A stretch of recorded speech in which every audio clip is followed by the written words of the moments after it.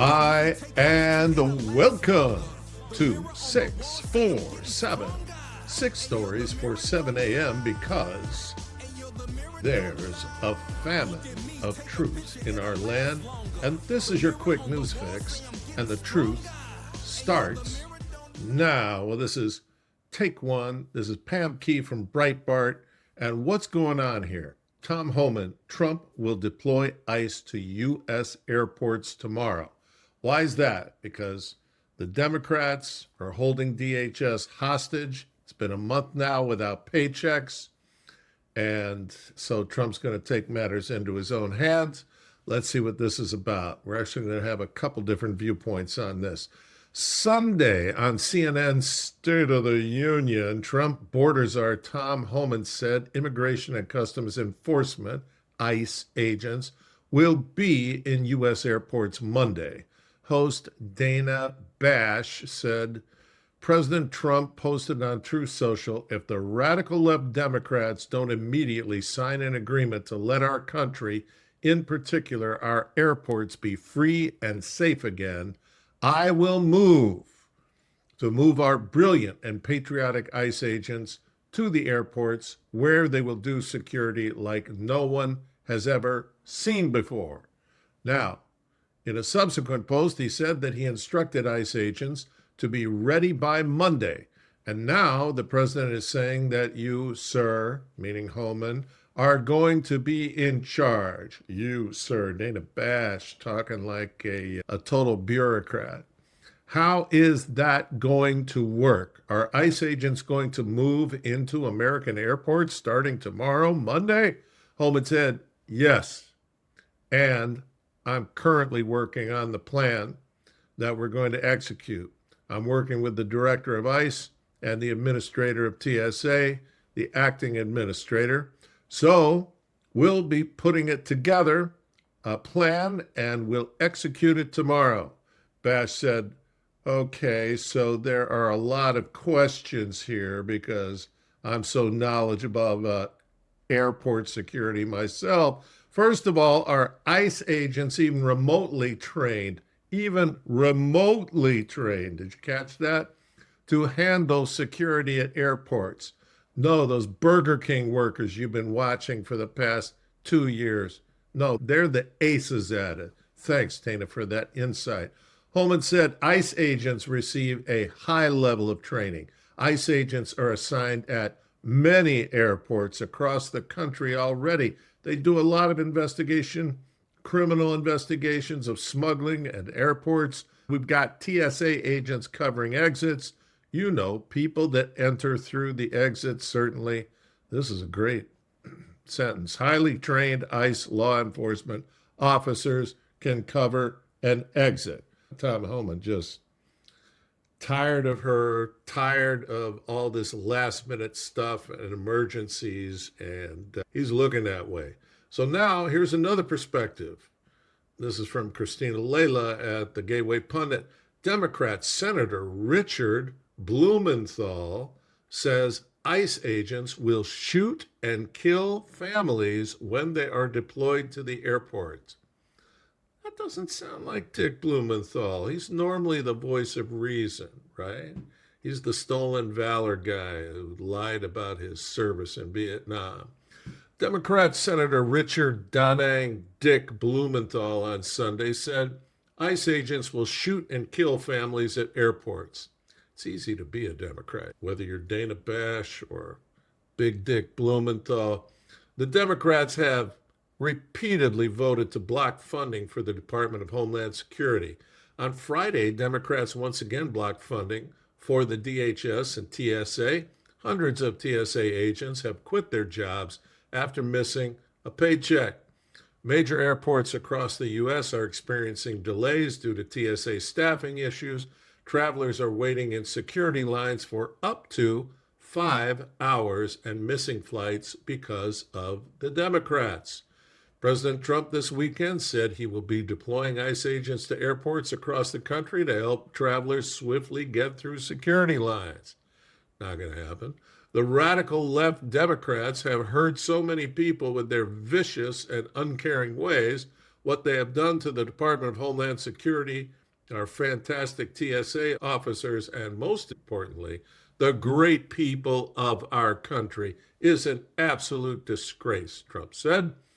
If the Democrats do not allow for just and proper security at our airports and elsewhere throughout our country, ICE will do the job far better than ever done before. The fascist Democrats will never protect America, but the Republicans will.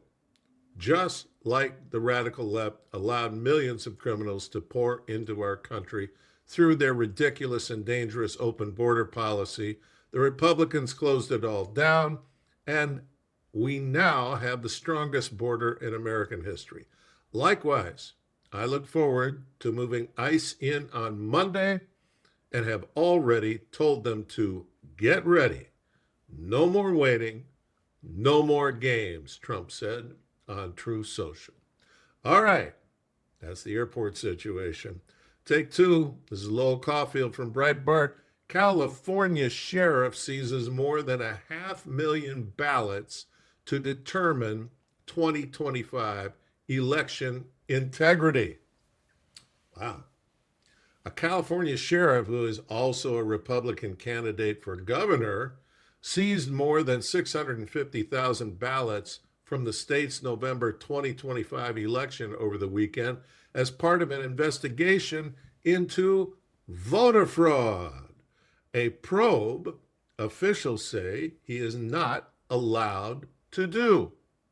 Riverside County Sheriff Chad Bianco is scrutinizing the state's special election on controversial ballot measure Proposition 50 after a third-party organization, the Riverside Election Integrity Team, alleged it discovered roughly 45,000 excess votes in the county. While California elections officials have dismissed the team's findings, Chef Bianco says his office will conduct another count to see if it can confirm the organization's claim. This investigation is simple. Physically count the ballots and compare that result with the total votes recorded, Bianco told reporters at the Friday press conference. California Secretary of State Shirley Weber argued Bianco has no authority to do a recount. Right. It's like Dana Bash saying, yeah, ICE agents can't do what those TSA guys do because they're just razor sharp. Same thing here. Have you ever seen county people counting votes? It's not inspiring. The Riverside County Sheriff's Office has taken actions based on allegations that lack credible evidence and risk undermining public confidence in our elections. This is the California election official. She doesn't want to undermine public confidence. 650,000 ballots, 45,000 extra. Man, she continued. The sheriff's assertion that his deputies know how to count is admirable. The fact remains that he and his deputies are not election officials, and they do not have expertise in election administration. All right. Take three. Review of 50 to 60 million records uncovers thousands of ineligible registrations, including non-citizens who voted, and 300,000 dead people still listed.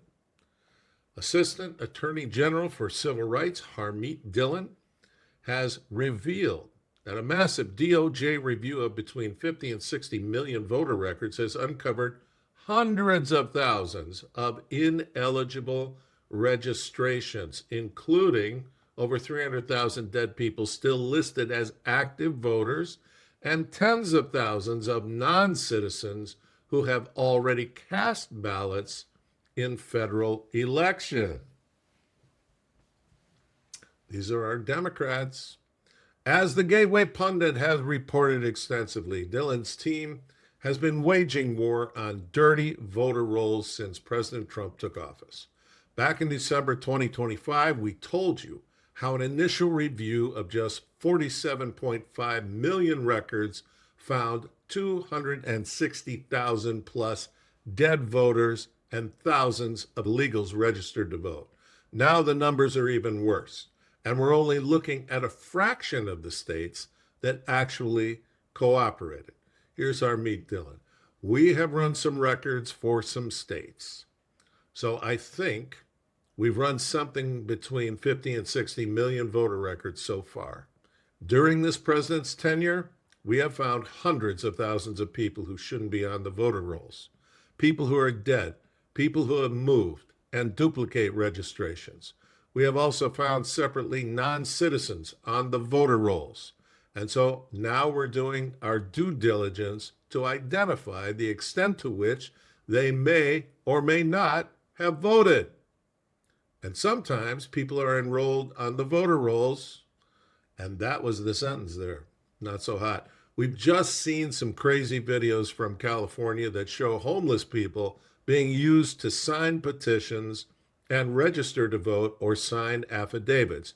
You could sign ballots for somebody else and fill them in. And that's easy when you have a system where there's no voter ID, right?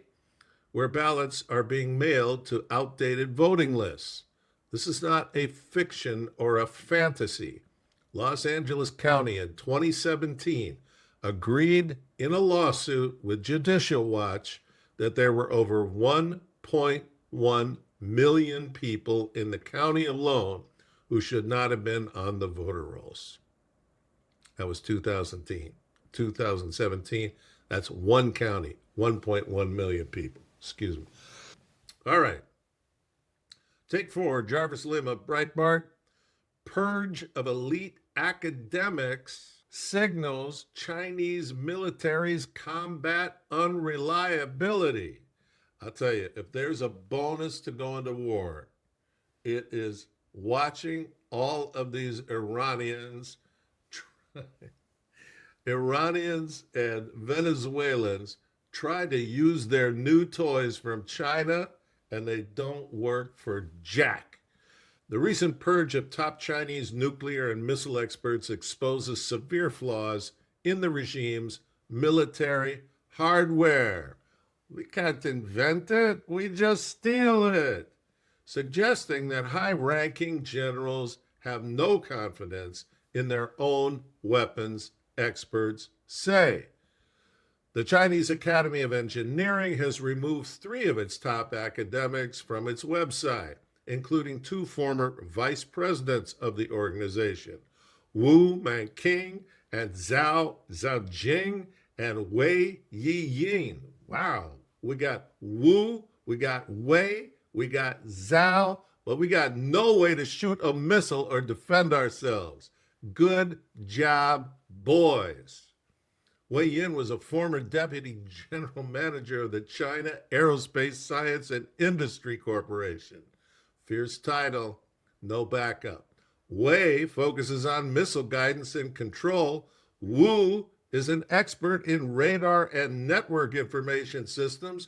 And Zhao specializes in nuclear weapons engineering.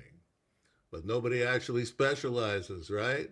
This is all about graft, because that's what we do in a communist regime. Murder people and steal everyone else's money. The Chinese Academy of Engineering provided no explanation for the removals, but the Hong Kong newspaper Ming Pao reported on March 16th that the 3 are likely under investigation for corruption. You think? Including these latest cases, at least 9 academics have lost their titles over the past 3 years. Lost their titles? They lost a lot more than that.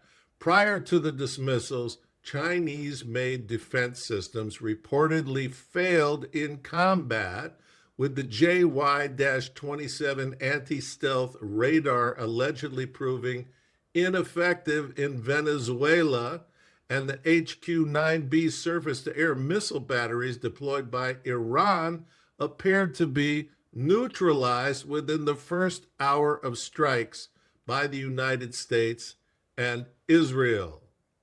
Hey. Shen Mingxi an adjunct associate professor at the Graduate Institute of International Affairs and Strategic Studies at Tam Kang University in Taiwan, said the purges are likely connected to the real-world underperformance of the Chinese regime's military equipment abroad in recent U.S. attacks. These Chinese weapons failed in combat for various reasons, with U.S. electronic warfare likely playing a major role. Well, that's subtle. Likely playing a major role. They shot down all their stuff. They couldn't defend against us. These wars are over in a matter of hours. The rest of it is just cleanup. But the removal of these senior academicians indicates there were underlying problems in the research and development process. Yeah, the underlying problems were you stole all that stuff through espionage and you don't know how the hell it works, which then led to the uncovering of corruption. Gee. Shen said Beijing relies heavily on civil-military fusion, corporate espionage, and reverse engineering because it cannot independently develop advanced weapons. And this opaque process allows corrupt military officials to inflate funding requests and embezzle massive state budgets. And all that they got from us. The only thing we do is we actually do invent these things. Then we rip off our own populace by charging 5 times more than it costs to make it. All right, take 5.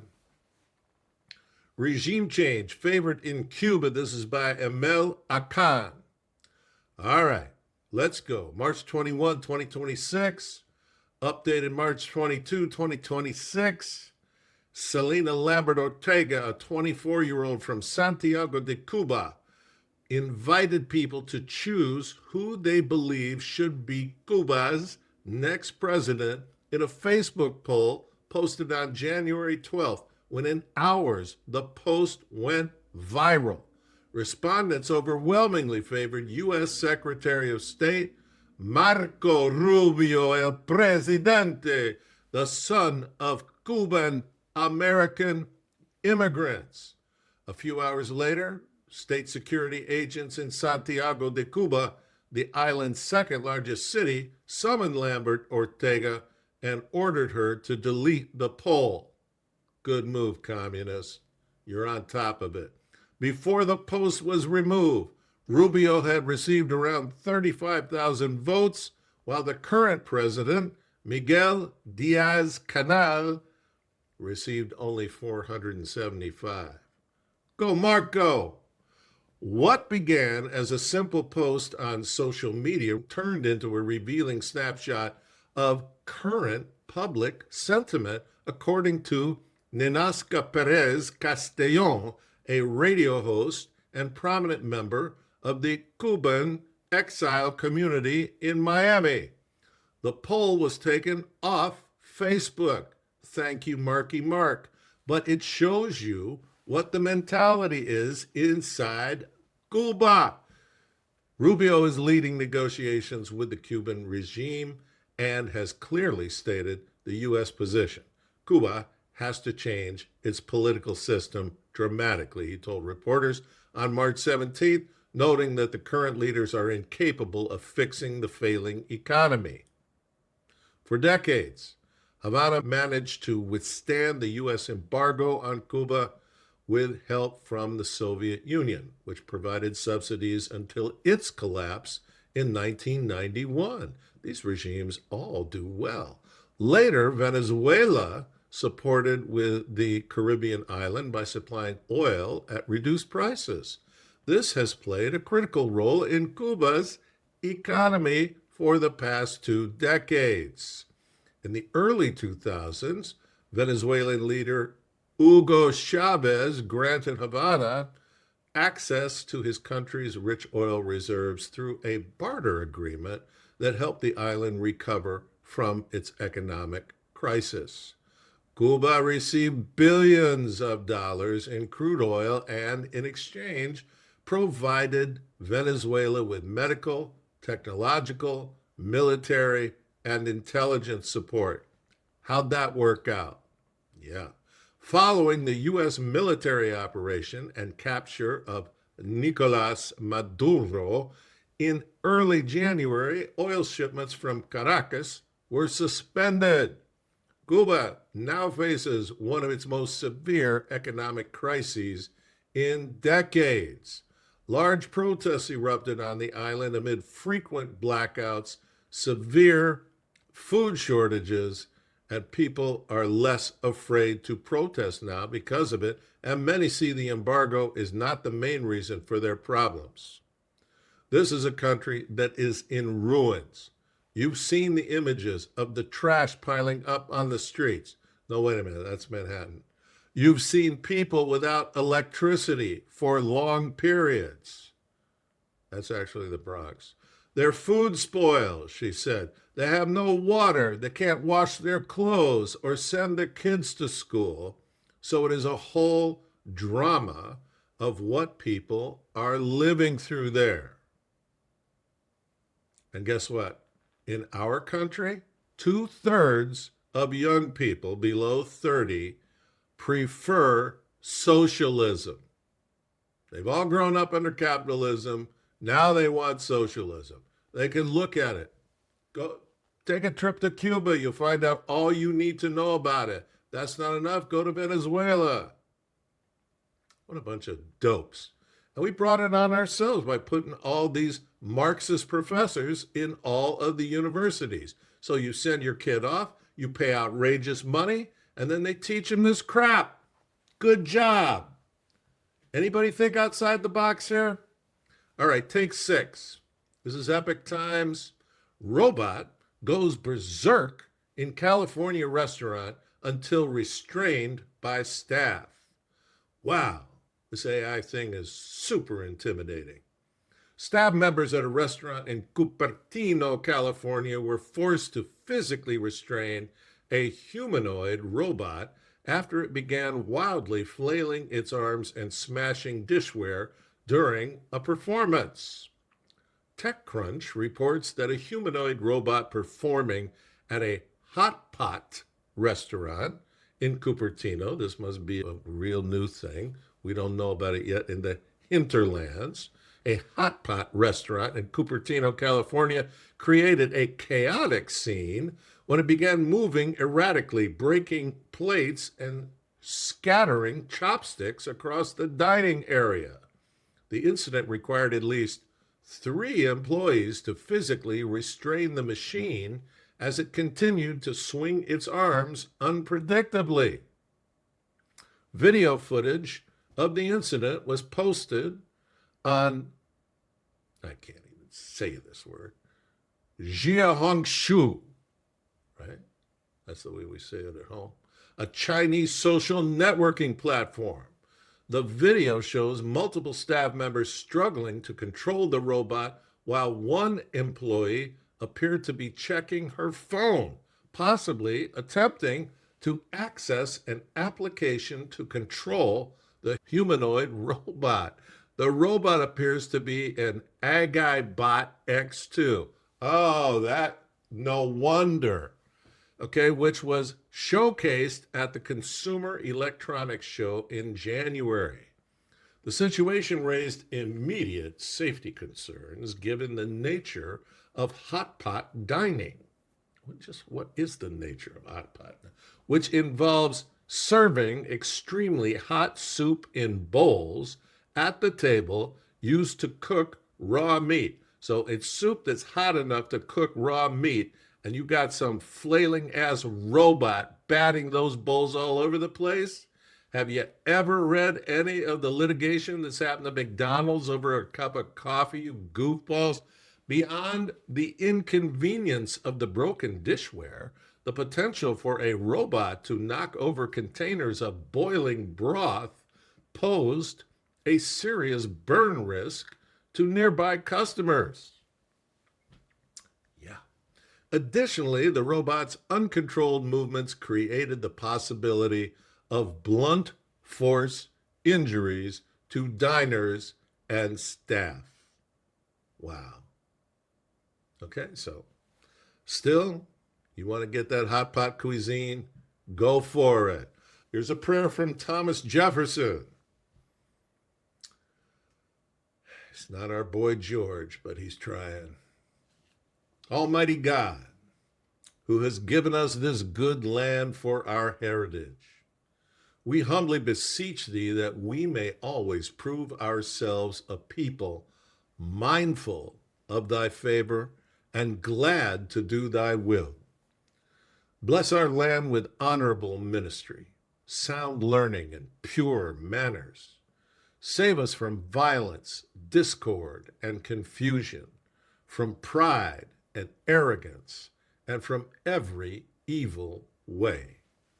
Defend our liberties and fashion into one united people the multitude brought hither out of many kindreds and tongues.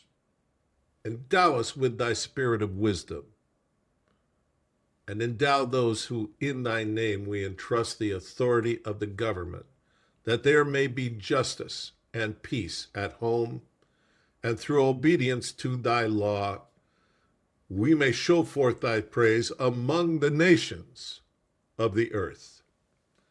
In time of prosperity, fill our hearts with thankfulness, and in the day of trouble, suffer not our trust in thee to fail. All of which we ask, through Jesus Christ our Lord. Amen. Thank you, Thomas. It's Monday. It's the kickoff. It's the first day of the week. Dear God, Jehovah, please stretch out your arms over all these folks, this whole 647 community, all these 647ers, and bless them, Lord, as they head into the work week and challenge themselves to do amazing, fantastic work of ingenuity and integrity. All right. God bless you all. See you Tuesday. Take care. Look at me, take a picture, it'll last longer. The mirror on the wall say I'm getting stronger. Hey, yo, the mirror don't lie. If you want the truth, don't close your eyes.